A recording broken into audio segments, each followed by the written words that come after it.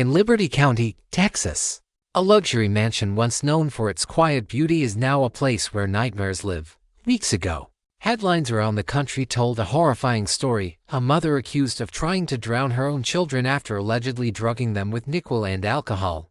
But today, new court documents and toxicology reports have surfaced, and they tell a story even darker, stranger, and far more complicated than anyone first imagined. Was Jessica Quintana a cold-blooded planner, or a desperate mother trapped inside her own home? Tonight, we dig into new evidence, new claims, and a growing mystery that has turned this Texas mansion into a national obsession. Before we begin, let me know in the comments, where are you watching from? And do you believe there's more to this story than what prosecutors are saying? And if you followed our first video on this case, welcome back. Don't forget to subscribe so you don't miss the courtroom updates as this story unfolds. On the night of September 29, 2025, deputies rushed to a sprawling property outside Dayton, Texas. They found the unimaginable: 3 children, soaking wet to barely conscious, their mother floating nearby. Reports say Jessica Quintana had mixed NyQuil and alcohol before leading the children to the backyard pond. Her husband, Domingo, called 911 and pulled the children out just in time. The 11-year-old and Jessica herself were unresponsive when paramedics arrived. That night, the mansion became a crime scene, and the story quickly made national headlines as the Texas mansion horror. But what started as a straightforward tragedy has now evolved into a tangled web of secrets, accusations, and a new narrative that could flip the case upside down. When Jessica regained consciousness in the hospital, investigators say she told them something no one expected. She claimed that what happened at the pond wasn't spontaneous, it was part of the plans she'd made days before. According to prosecutors, Jessica called them Plan A and Plan B. Plan A was to leave to take her children, pack up, and drive away from the mansion for good. But Jessica says she never got the chance. She told investigators her husband took her phone and car keys, leaving her trapped inside the house. That, she says, was when everything changed. Plan B, the one police believe she carried out, involved giving the children a mix of NyQuil and alcohol, just enough to make them feel fuzzy. Then, she would lead them into the pond and let the water finish what she had started. In her words, it wasn't rage, it was escape. Prosecutors, though, tell a very different story. They argue that Jessica's actions were deliberate and premeditated, a controlled plan to take the lives of her children in what they now call an attempted murder-suicide. Weeks after the arrests, the toxicology results came in, and they changed everything. According to newly released data, the oldest child, a 15-year-old, had a blood alcohol level of 0.187.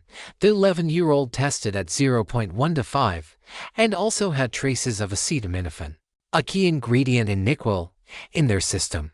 The youngest, just 6 years old, tested positive for high levels of acetaminophen too. Prosecutors say this proves Jessica intentionally sedated her children before leading them into the water. Defense attorneys, however, are preparing to challenge those results, arguing that the timing, dosage, and sample handling could all influence the numbers. But whatever the truth, the image it paints is chilling. The quiet night. 3 children groggy from a cocktail of alcohol and cold medicine, a mother standing by the edge of the pond, and a decision that nearly ended for lives. From the beginning, Domingo Quintana, the children's father, has claimed he had nothing to do with the drowning attempt. He told police he was the one who dove into the pond and rescued the children, calling 911 as Jessica struggled to stay afloat. And yet, new developments surrounding him are raising eyebrows.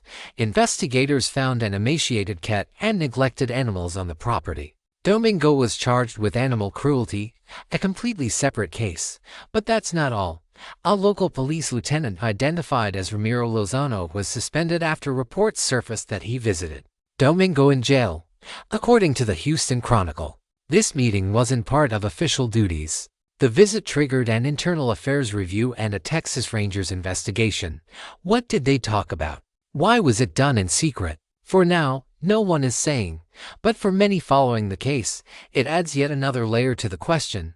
Is there more going on behind the walls of that mansion than we've been told? With each new revelation, the truth only seems to get more blurred.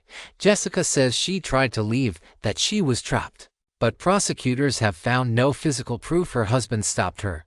Was she genuinely desperate, mentally unwell, or creating a story to save herself? And what about the father? Will investigators eventually discover signs that the home environment played a role? For now, the children remain under the care of Child Protective Services. Separated from both parents, the mother sits in the Liberty County Jail under a $3 million bond. Facing multiple felonies, the father faces animal cruelty charges. And somewhere, deep in the heart of Liberty County, that mansion, once worth millions, stands quiet, sealed off by crime scene tape and caution signs. Some call it justice, others call it tragedy. But everyone agrees that something inside that house went terribly, terribly wrong. And the coming weeks, court hearings will determine whether Jessica Quintana faces trial on 2 counts of injury to a child and 1 count of attempted aggravated assault.